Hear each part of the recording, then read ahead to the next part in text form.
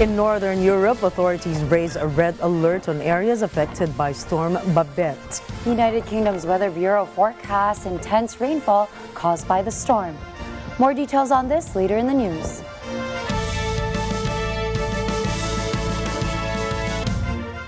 Good evening, I am Gianna Llanes. I am Nina Richie Alagao-Flores. This is Mata ng Agila International. Now for the headlines. The Philippines is set to digitize the local government unit's procurement system. The Philippines inks multi-million dollars worth of investments from Saudi Arabian firms. Pentagon reports China has been stockpiling hundreds of nuclear warheads. Australians celebrate the golden years of Sydney Opera House. And Paramount cancels the MTV Europe Music Awards, citing the Israel-Hamas war.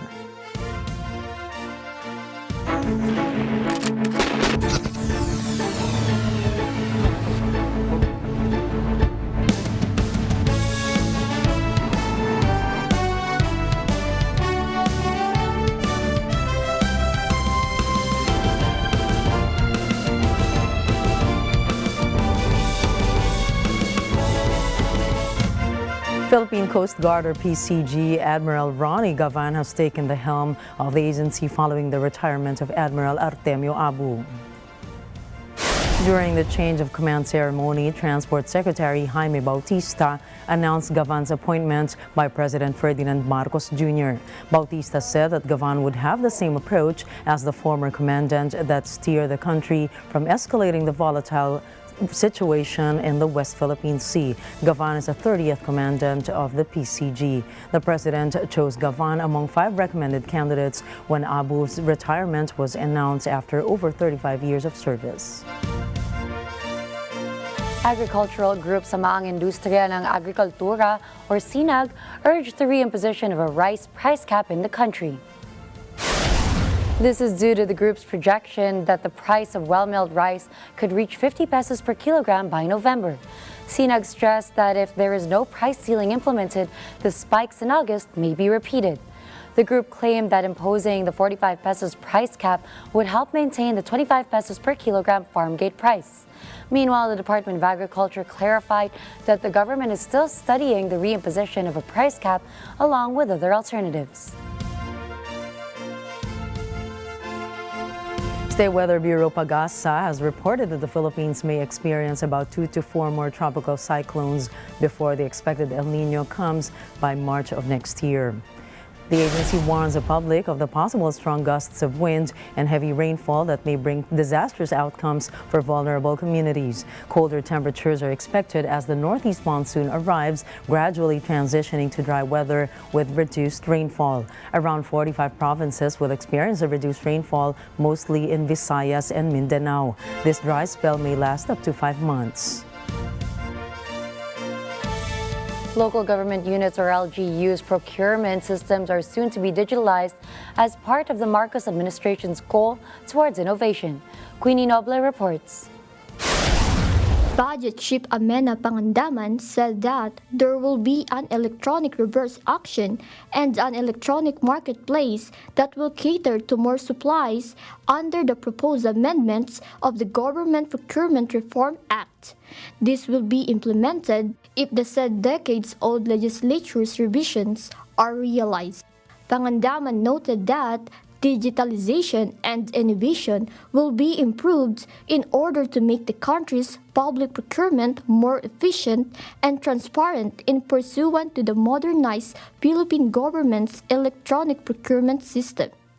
Meanwhile, the government also aims to adopt a green public procurement strategy to reduce environmental impact.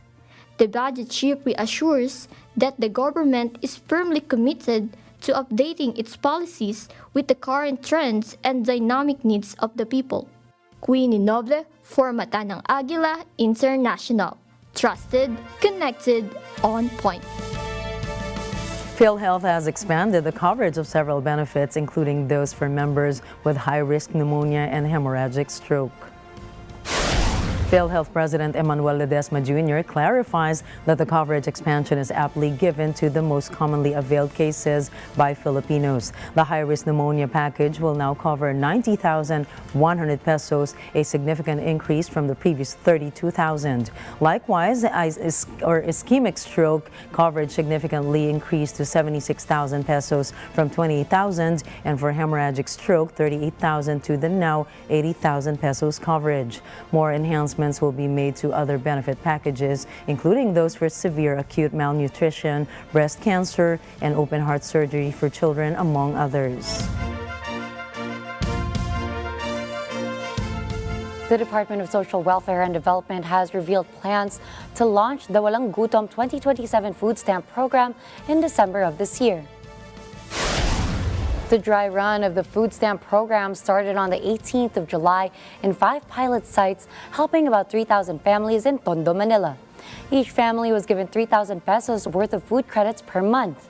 Implementation of the program has become a priority as President Ferdinand Marcos Jr. previously declared it as a flagship initiative of the government. As such, funding for the full blast launch in December is already assured. The Philippines is set to host the 59th edition of the Asia-Pacific Conference on Civil Aviation in Cebu next year. Civil Aviation Authority of the Philippines, or CAAP, said the said conference was slated after the International Civil Aviation Organization flag was transferred from Bangladesh to the Philippines during ceremonies. CAAP noted that they invited delegates to join and experience Philippine culture, history, and hospitality. The annual gathering is set to discuss topics related to aviation safety, aviation security, air navigation, aviation and the environment, and the economic development of air transportation, among others. President Ferdinand Marcos Jr. has introduced the Philippines Sovereign Wealth Fund to top business leaders in Saudi Arabia on the sidelines of the ASEAN GCC Summit. The president highlights the Maharlika Fund's framework for the acceleration of the country's economic development, citing it as one of the latest reforms by his administration to attract foreign investors. He also expresses hope that Saudi Arabia's substantial knowledge in sovereign wealth funds could be extended to the Philippines, considering the close relationship of the two countries. President Marcos also clarifies the recent suspension of the Maharlika Fund, emphasizing that additional study is necessary to make the design perfect. He states that the Marcos administration is still committed to make the fund a reality before the end of this year. President Ferdinand Marcos Jr. reveals that his meeting with Saudi Arabia's business leaders has brought about $120 million worth of agreements that will benefit more than 15,000 Filipinos. Michelle Dario has the details. President Ferdinand Marcos Jr. is promoting the Philippines as a thriving environment for foreign investments on the sidelines of the ASEAN GCC Summit in Riyadh. He also highlights the high growth trajectory of the country, pointing out the 7.6% gross domestic product just last year, which is the highest growth rate recorded since 1976. The $120 million will be invested in training and employing over 15,000 Filipinos across a wide range of professions in the construction industry. The president is also expecting closer bilateral ties with Saudi Arabia, given that it houses the largest Filipino OFW populace. Michelle Dario reporting for Matanang Agila International, trusted, connected, on point. The Philippines Task Force in Lebanon launched a 24-hour help desk to give updates and assistance to overseas Filipinos affected by the mass protests. Violent civil protests are happening now in Lebanon amid the tensions felt on the Israel-Gaza border. In an advisory issued late last night, the Department of Migrant Workers said they have coordinated with the Overseas Workers Welfare Administration to secure the safety of the Filipinos in Lebanon. Filipinos in need may contact the 24/7 Task Force Lebanon Help Desk through the hotline or via WhatsApp and Viber apps. Foreign Affairs Undersecretary Eduardo de Vega previously said there are contingency plans in place for Filipinos in Lebanon. De Vega said there are about 2,700 Filipinos in southern Lebanon. When asked if the Philippines would raise the alert status in Lebanon, De Vega said their department is waiting for the final recommendation of the Philippine Embassy in Beirut. In a separate advisory, the Philippine Embassy in Lebanon reminded Filipinos to be careful and avoid public places or traveling within Lebanon, particularly the southern region. Coming up, Pentagon reports China has been stockpiling hundreds of nuclear warheads. The U.S. State Department wants humanitarian aid to be allowed into Gaza. And 41 Canadian diplomats have been pulled out of India amid a diplomatic row. Stay tuned, Mata ng Agila International will return for more global news.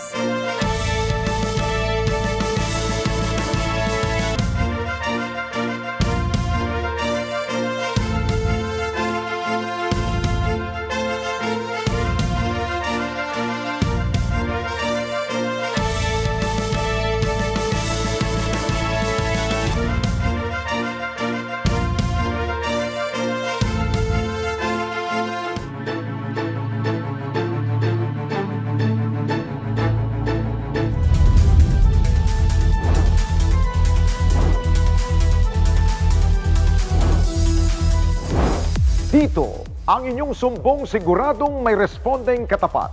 Hindi nagdadalawang isip na tumulong sino man ang nangangailangan. Expose. Pagsunog sa isang motorsiklo at tricycle na huli sa kamera. Mga may pakana, nag-trip nga lang ba? Batang parking boy sa Banawe, nagbalik na mga alahas sa mag-asawang nakahulog nito. Viral ngayon, isang delivery rider na may kapansanan nang hingi ng responde. Lagi nilang sinasabi sa akin, ingat lang lagi, ingat, ingat. Kumbaga, dun sila concern. Sabado, alas 6 hanggang alas 7 ng gabi, ito ang responde. Mata ng Mamamayan.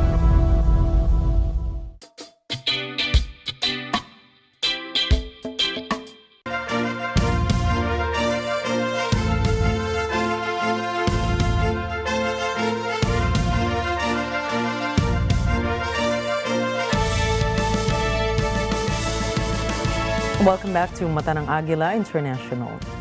The United States has revealed in an annual Pentagon report that China is now equipped with more than 500 operational nuclear warheads and expects the arsenal to reach by over 1,000 by 2030.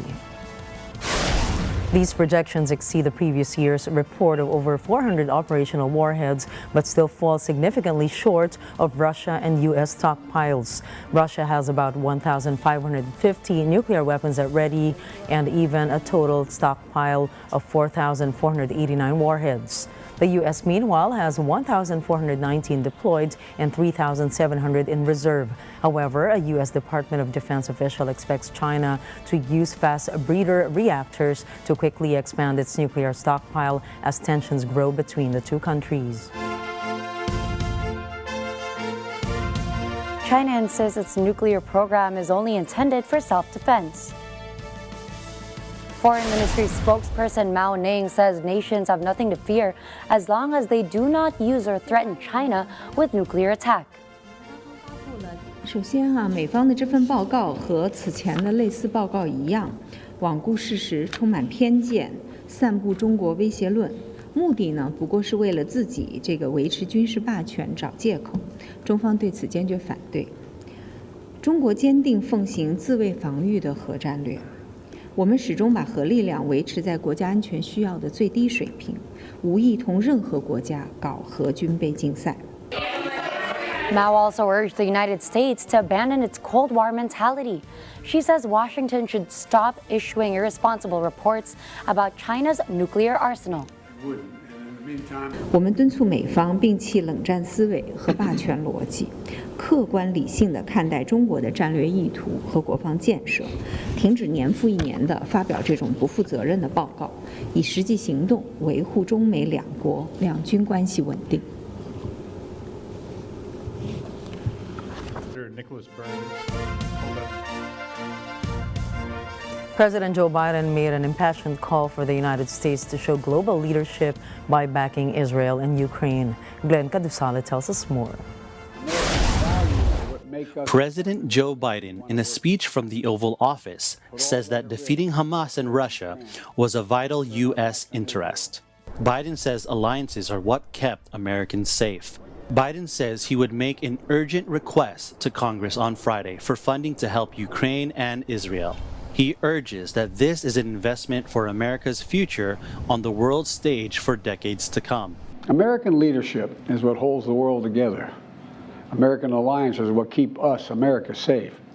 American values are what make us a partner that other nations want to work with.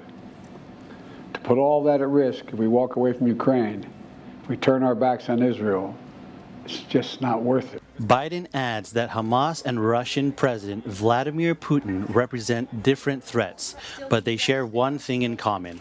Both want to completely annihilate a neighboring democracy. We cannot and will not let terrorists like Hamas and tyrants like Putin win.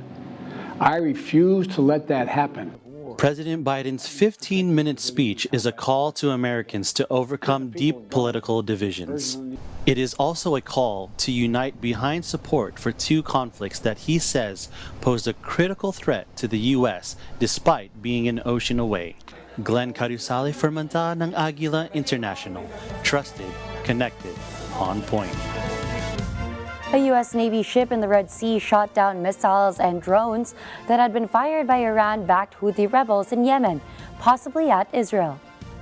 The crew of the guided missile destroyer USS Carney, operating in the northern Red Sea earlier today, shot down 3 land attack cruise missiles and several drones that were launched by Houthi forces in Yemen. This action was a demonstration of the integrated air and missile defense architecture that we have built in the Middle East and that we are prepared to utilize whenever necessary to protect our partners and our interests in this important region. There were no casualties to U.S. forces and none that we know of to any civilians on the ground. Carney was patrolling in the Red Sea as part of a heavily reinforced U.S. military presence ordered by President Joe Biden in the wake of war between Israel and the Hamas in the Gaza Strip. On Tuesday, the Pentagon ordered 2,000 personnel on standby for potential deployment. Defense Secretary Lloyd Austin said the deployment would allow the United States to respond more quickly to the crisis, while the White House stressed it did not intend to put U.S. combat forces on the ground. In Gaza, rescue workers and civilians struggle to search survivors trapped under the rubble after the Israeli strikes. RT correspondent Rami Al-Mughari reports. As these neighbors and their friends are attempting hardly, they're working very hard, using some very little tools, basic tools for excavation in order to try to get out some of those under the rubble. But it seems their mission is quite difficult and even impossible. These are our capabilities, limited and basic, nothing more. We only have this and the hammer, and we even lack an axe. Beneath this there are bodies, here and there. It seems that their mission is impossible under this very emergency situation of Gaza. The excavation teams, the crews in the Gaza Strip are no longer able to cope with this great deal of damages throughout the territory. This is a part of the story here in the Gaza Strip. It's a horrible situation. We haven't witnessed anything like this before. We have trained to deal with mass casualty, but not like this. I have been working as an emergency doctor for years, and I have worked in many aggressions. I haven't witnessed anything like this before. Today we have received a mass casualties from the civilians who displaced to the Al-Ahli hospital to find a safe place, to find a shelter according to the international humanitarian law. But they have been targeted over there, and they came as body parts here. We have many casualties here. The situation is horrible. We have a shortage in medical supplies. We have a shortage in fuel. The health officials here suggest that hospitals in Gaza will run out of fuel to generate the needed electricity for running these hospitals under emergency situation. Staff members could burn out at any time, but they are still determined to remain steadfast and to provide whatever medical care for those coming over to hospitals for treatment out of injuries or casualties caused by the Israeli airstrikes. Rami El-Mighari, RT, Middle Gaza Strip refugee camp of Al Bureid. The United States wants sustained humanitarian assistance allowed into Gaza. The State Department says the U.S. is working with Israel and Egypt to ensure that aid gets delivered to the right recipients. Kristen Fergata has the details. U.S. State Department spokesman Matthew Miller says it wants to see humanitarian aid going into Gaza for the benefit of innocent civilians and not diverted by Islamist militant group Hamas once it enters the Palestinian enclave. The Israelis have very serious concerns about the diversion of humanitarian assistance. They're worried that assistance that goes in will be diverted to Hamas. We are working out an agreement to ensure that any deliveries can be handled appropriately. Palestinians in Gaza eagerly await the arrival of aid trucks promised in a deal struck by U.S. President Joe Biden. This as Israel's military keeps up its bombardment of targets in the Hamas-run enclave. Egyptian state-linked broadcaster Al Qahira News says the Rafah border crossing would open on Friday. The Rafah crossing is the only one in and out of besieged Gaza not controlled by Israel. More than 100 trucks carrying aid have been queuing for days on the Egyptian side of the border. This amid the United Nations and others calling for urgent help for besieged civilians. Meanwhile, Miller also mentions how the U.S. is assessing the recent deadly attack on a Gazan hospital that killed over 200 people sheltering in the building. Kristen Fergata for Mata ng Agila International, trusted, connected, on point. The unfolding war in Gaza between Israel and Hamas will only lead to one victor, and it is neither the Israelis nor the Hamas group. When the smoke settles, or if one party actually raises a white flag, only the interest of one country will have been served, and it is Iran. Some analysts are now suggesting that Iran's fingerprints can be seen on the Hamas's Al-Aqsa storm operation in Israel last October 7, 2023. Some war experts also believe Iran did not order Hamas to attack Israel or that Iran exercises control over the Palestinian groups. They insist Hamas are not Iranian puppets. But Iran's leaders also reacted to the surprise attack with support and encouragement. Such timing, according to the experts, works in Iran's favor and plays a big role in Tehran's regional battle for influence in the Middle East. They explain that for Iran or Iran's leader, Israel and the United States threaten their security and right to believe in one united society. Though Iran cannot risk confronting either state directly, sources say its weapons, funding, and training push uprisings against Israel. Analysts point out there are at least three possible doors that will open Iran's victory in the Israel-Hamas war. First, the heavy-handed response of Israel is crucial since it may turn off Saudi Arabia and other Arab states. The Abraham Accords signed by Israel, the United Arab Emirates, Bahrain, and Morocco in 2020 was aimed to normalize and build peaceful relations between Israel and Arab countries in the Middle East and in Africa. But Israel's retaliatory operation seeks to eliminate threats, exact price from Hamas, and a stern warning to others to stay out of the fight. Analysts say the actions of Israel are not in line with the Abraham Accords. Second, if Israel deems it necessary to push further into Gaza to eradicate the threat, this could provoke another Palestinian uprising, leading to greater instability in the region. Lastly, Israel could achieve its objectives with minimal force by reducing chances of escalation, but this is unlikely happening. And when another Israeli-Palestinian violence happens, analysts say Iran leaders will again praise themselves for winning the war. The war between Israel and Hamas casts a shadow over the IMF World Bank annual meetings in Morocco, with warnings that it has darkened the outlook for an already sluggish global economy. Julian Bunek tells us more.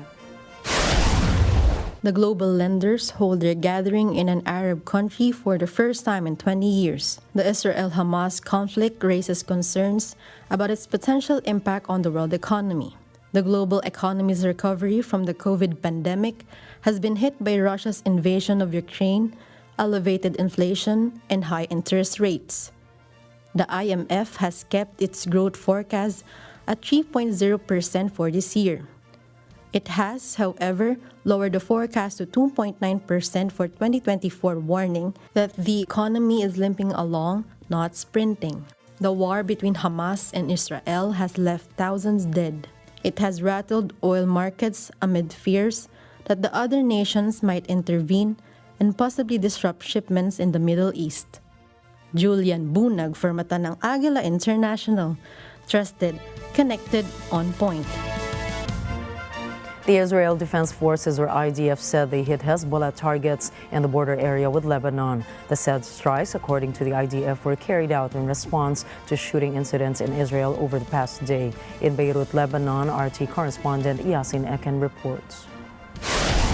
The South has bared witness to a great deal of rocket fire, artillery, and shelling, particularly because of attacks carried out by Hezbollah. And then Hezbollah similarly cites prior Israeli attacks and says that it is doing so in retaliation. But Wednesday marked a day of anger. A statement issued by Hezbollah stated that the day of anger would be a day of reckoning for Israel and the Israeli forces. But in that sense, comparatively speaking to the events over the past 2 weeks, the military objective didn't change. It didn't intensify per se.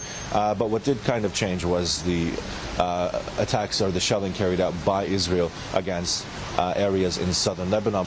We do know that the Hezbollah has been equipped with anti-tank missiles, and their inventory is looking a lot more sharp than previous years. So they do pose a threat to the Israeli forces, but they also pose a threat to the civilian population as well. That's not to say that the attacks carried out by the Israeli Defense Forces does not pose a threat to the civilian population. In related news, the United States, German, and British embassies in Beirut advise its citizens to leave Lebanon while flights remain available. Saudi Arabia, Kuwait, France, and Canada also urged their nationals to avoid travel to Lebanon or leave.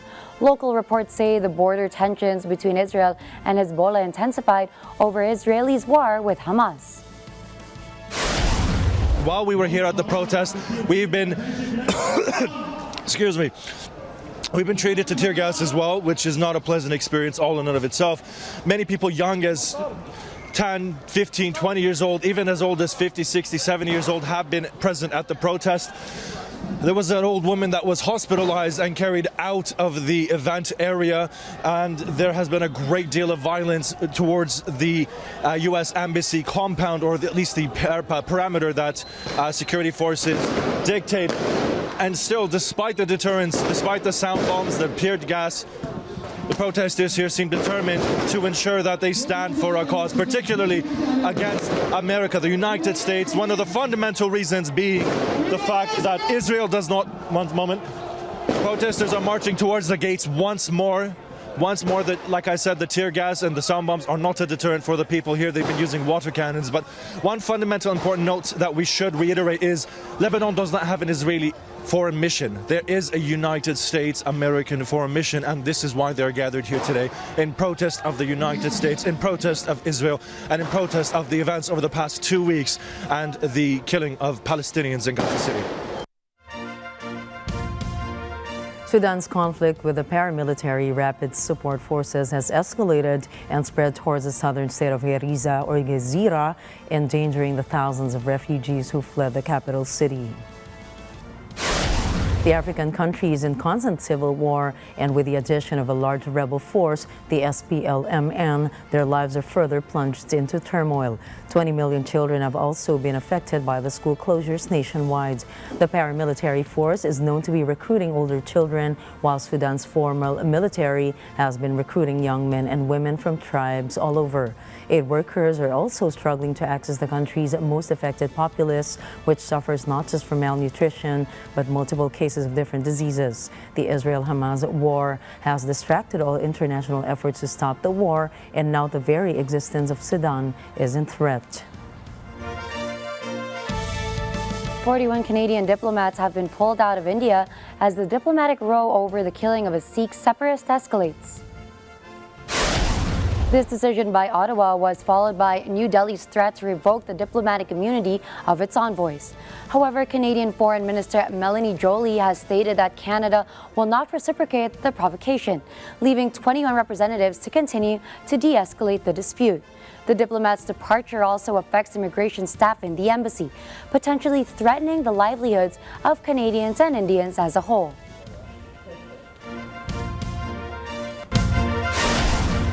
Up next, the World Health Organization appeals to Israel to allow fuel into Gaza. Australia celebrates Sydney Opera House's 50th anniversary. And the royal couple has been praised for their parenting action. Mata ng Agila International will be back after a short break. Don't go away.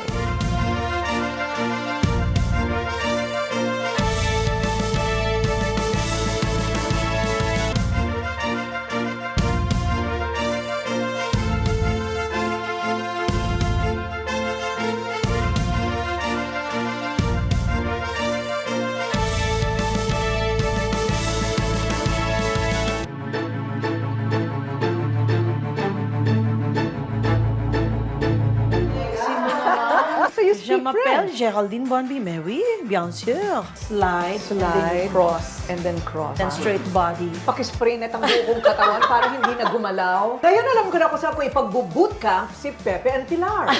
Do you know what La Bonby means? What? The good life. The good life. Ang surusuro ta Ilocano para haan nga mailako. Wow. I have to learn Ilocano para they don't sell me. Correct. Binibini ko.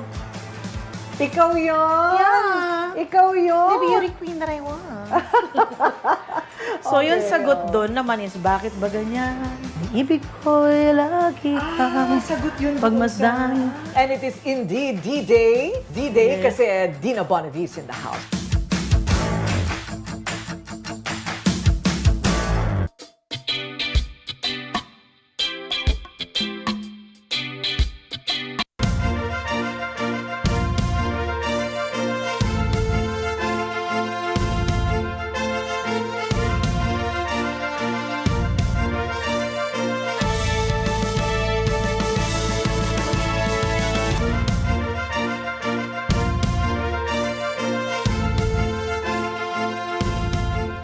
Despite over 1,000 Canadians able to leave Israel on assisted departure flights, some were not as fortunate. Joshua Santillana tells us about the Canadian casualties in the war-torn region. As of Monday this week, 5 Canadians have been confirmed dead in the ongoing Israel-Hamas war. 22-year-old Israeli-Canadian Shir Georgi was killed during the Hamas attack of a music festival near the Israeli border with Gaza.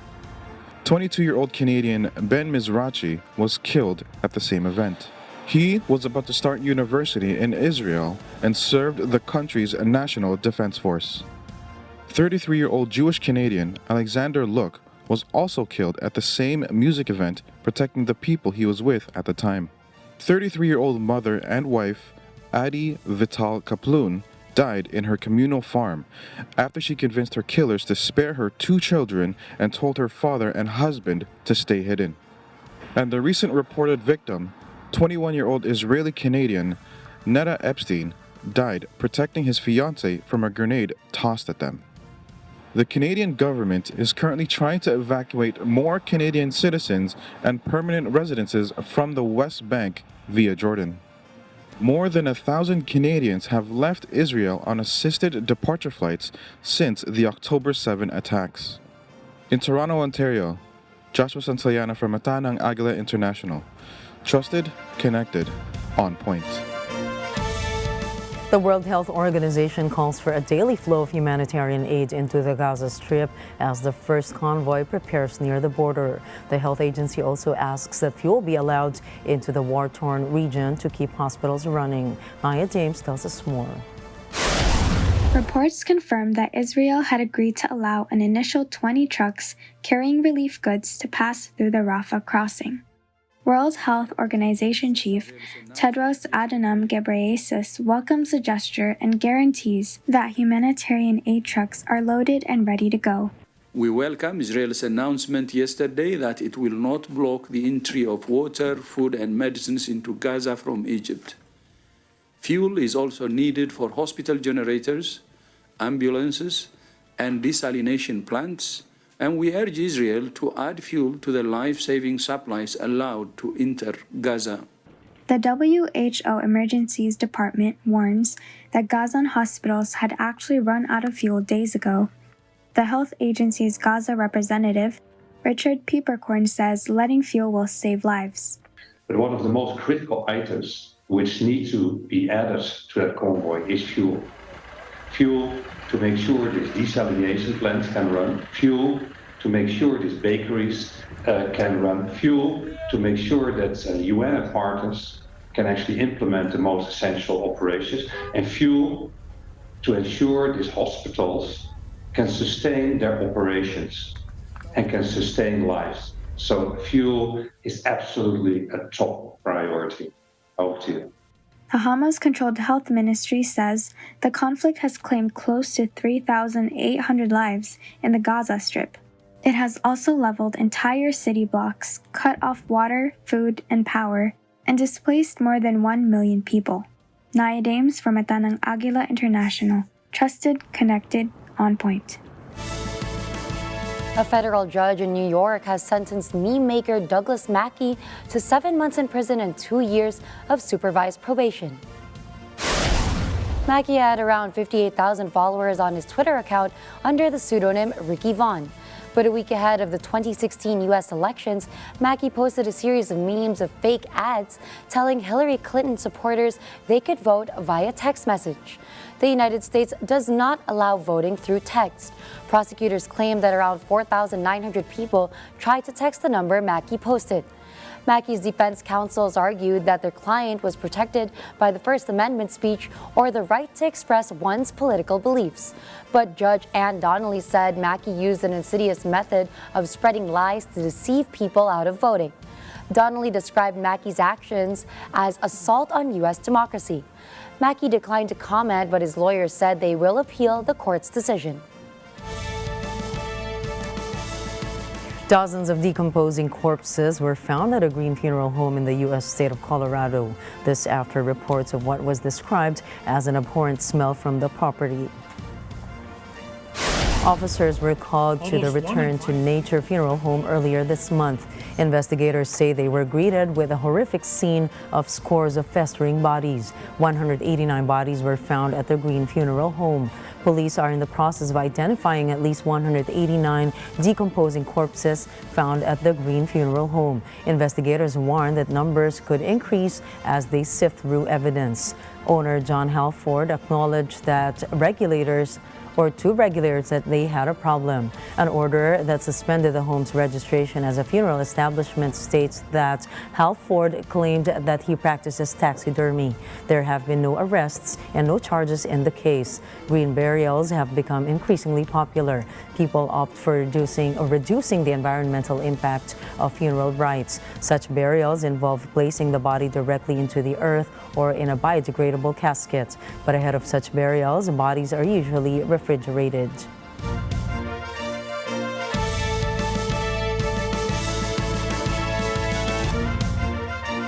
On Friday, Australia celebrates the 50th anniversary of the Sydney Opera House.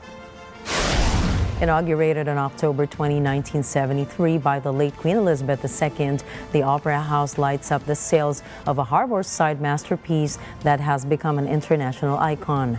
Danish architect John Utzon won the competition to design the Opera House in 1957, where he would later win the Pritzker Prize, which is considered the Nobel of Architecture.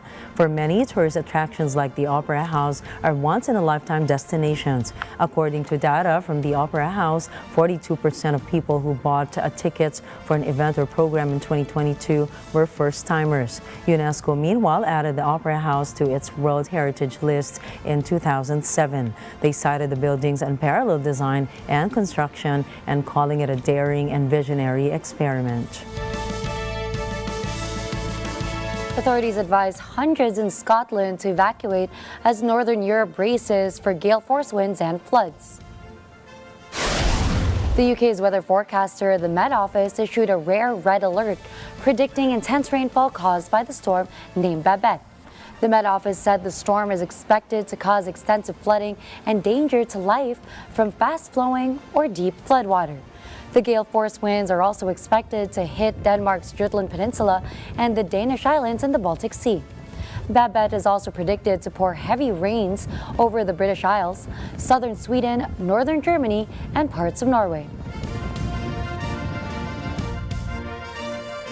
Prince William and Princess Kate have spent much of their marriage at one another's sides, but for this year's Earthshot Prize ceremony, the prince will attend the event on his own while the princess decides to remain at home. Let's find out why with Sarah Alcantara's report.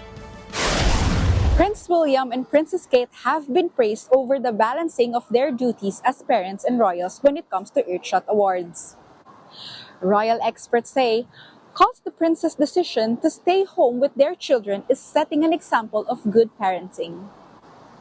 Initially, royal sources were concerned with Princess Kate's keeping the event in Singapore with Prince William. The Earthshot Awards is an annual environmental project of Prince William. Kate is technically not affiliated with the Earthshot Prize, but usually accompanies William because she wants to.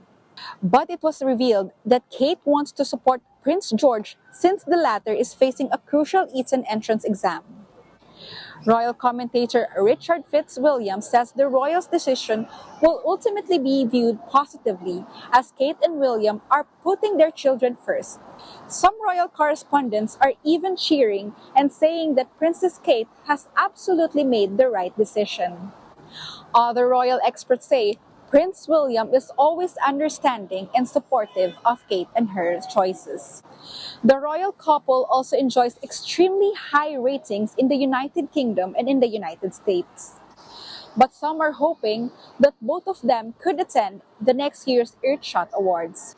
Reporting from London, United Kingdom, I am Sarah Alcantara for Matanang Agila International, trusted, connected, on point. The Royal Mint in the United Kingdom has unveiled a new collection of coins following the coronation of King Charles III. The coinage features designs inspired by plants and animals. Rani Bayuga reports. The 8-piece collection includes coins from 1 penny to £2. They depict flora and fauna in different areas of the United Kingdom. Mint spokesman Chris Barker says the design reflects the King's interests. Given the climate situation that we find ourselves in today, and given that Charles has spent most of his life dedicated to nature conservation, these flora and fauna designs are very fitting for this monarch and this era. They will have an inscription on the edge which in Latin translates as, "in the service of all." The first coins are expected to begin circulating before the end of the year. Rani Bayuga for Matanang Agila International, trusted, connected, on point.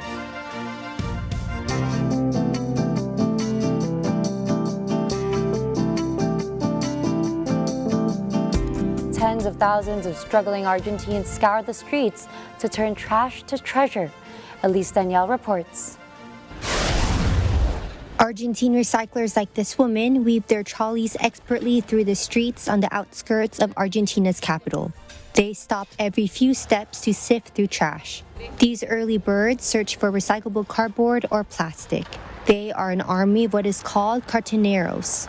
They are the tens of thousands of Argentines who brave the streets to find sellable things from other people's trash. Since the pandemic and an economic crisis, the number of those turning to the informal recycling industry have exploded. Recyclers have mixed feelings about the job. At times, it can be exhausting. Many times, it is a beautiful experience.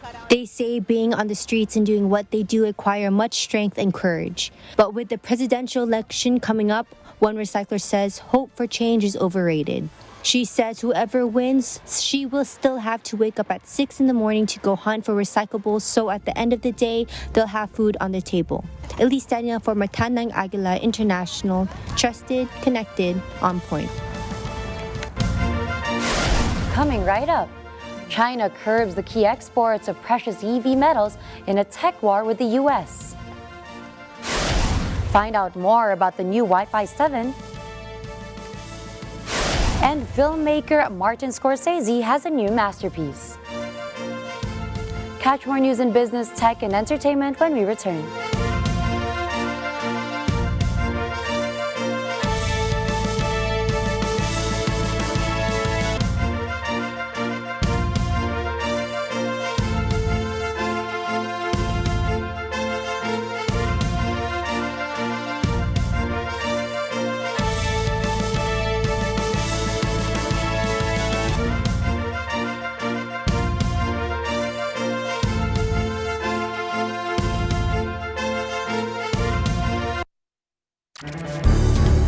Open for Business delves into the remarkable story of how a 20-something entrepreneur turned her dreams into reality, sharing her vision for redefining beautiful body, empowering individuals, and leading the way in an industry that celebrates self-love.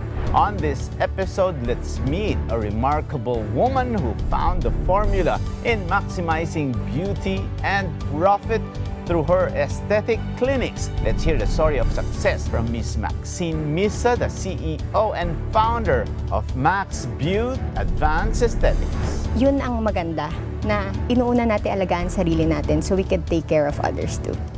Open for Business with Cesar Vallejos, Sunday, 9 p.m.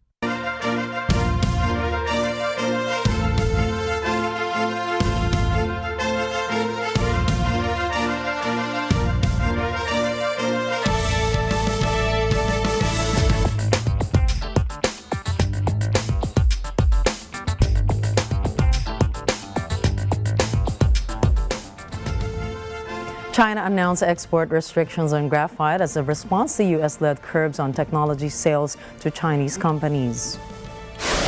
Graphite is a material used in electric vehicle batteries. The benchmark Mineral Intelligence says China dominates the global supply of natural graphite. Last year, China also generated almost 70% of the world's synthetic graphite last year. China's new export controls now require export permits for some graphite products. Economists say the latest curb will set to escalate geopolitical tensions between Beijing and Washington and its allies over tech supply chains.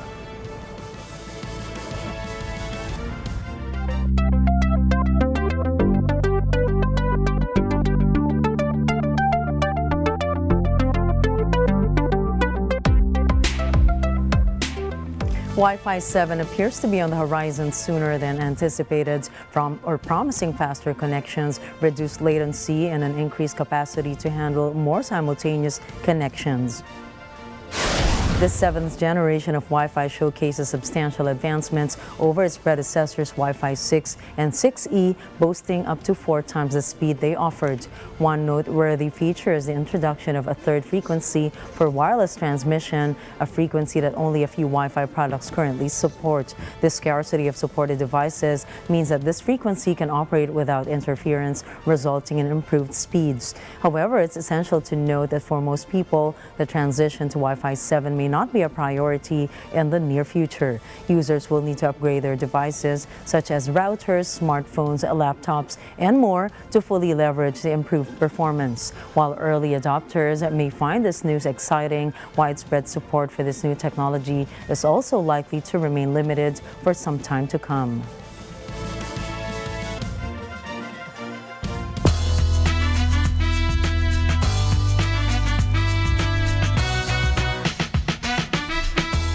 British musician Ed Sheeran is coming back to Manila, bringing his mathematics tour next year. Producer Ovation Productions announced that Sheeran will have a concert on March 9, 2024 at SMDC Festival Grounds in Parañaque City, where he will be joined by Callum Scott as his special guest. The Grammy Award-winning singer's last time in Manila was in 2018 for a sold-out concert for his Divides tour. Ed Sheeran is known for his global hit songs such as Thinking Out Loud, Perfect, Photograph, and Bad Habits. Presented by AEG Presents and Ovation Productions, tickets will go on sale on October 26, 2023. It's a Friday night, and because of that, we have suggestions for what you can watch this weekend. Let's hear what Elijah Villanueva has to say. Martin Scorsese's latest film, an epic Western crime drama based on the 2017 book of the same name by David Grann, focuses on the series of Oklahoma murders in the oil-wealthy Osage Nation in the 1920s. Top billed by Leonardo DiCaprio, Robert De Niro, and Lily Gladstone, the film, which premiered at the 76th Cannes Film Festival, is an effective thriller, historical drama, and Western, proving Scorsese is still a masterful storyteller. Running for 3 hours and a half, the movie is a slow burn, yet riveting. Killers of the Flower Moon was released in theaters on October 18 in the Philippines and October 20 in the United States, and is set to stream on Apple TV+. Elijah Villanueva for Mata ng Agila International. Trusted, connected, on point. Paramount has canceled the MTV Europe Music Awards until 2024, citing the Israel-Hamas war. The 2023 MTV Europe Music Awards have been canceled in France by the film and TV production company Paramount, with the Israel-Hamas war cited as a reason. The annual global music ceremony was due to be held on November 5 at the Paris Nord Villepinte Exhibition Center in France, but will now be rescheduled for November 2024.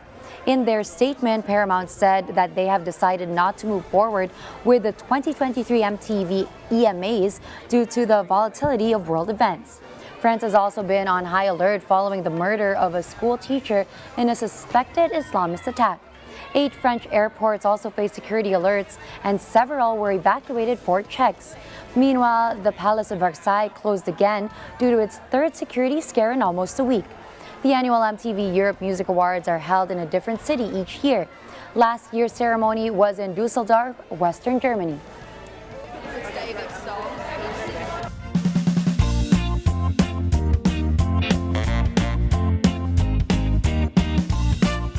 Stargazers, it is your time to enjoy the celestial phenomenon this weekend as the Orionid meteor shower returns at its peak. Astronomers said the Orionid meteor shower is visible tonight, October 20, up until October 21.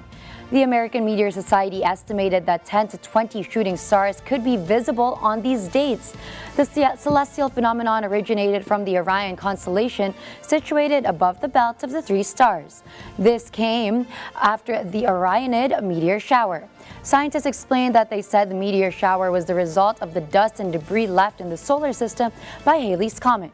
Halley's Comet was last seen in the year 1986. Astronomers predicted Halley's Comet will only be visible again in 2061, completing its 76-year journey back into the solar system.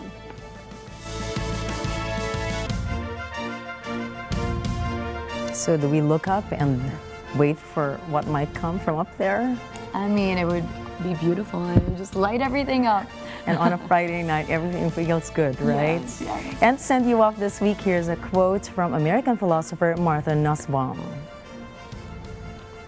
To be a good human being is to have a kind openness to the world, the ability to trust in certain things beyond your control that can lead you to be shattered.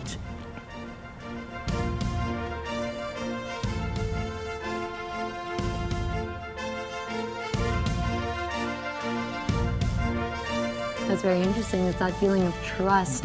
I don't know about you, but I tend to be a control freak sometimes. I really like to control things, but sometimes we just have to let go, let loose, and let things be. Because it's both scary and risky to trust things to unfold to be something good out of something that's not so good at the moment.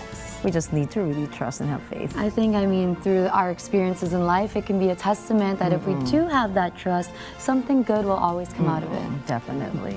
It is Friday, and that's a wrap for tonight's news. Catch the latest updates on our social media channels. I am Gianna Llanes. And I am Nina Richie at Alagao-Flores. We both wish you a great weekend. This is Mata ng Agila International, trusted, connected, on point.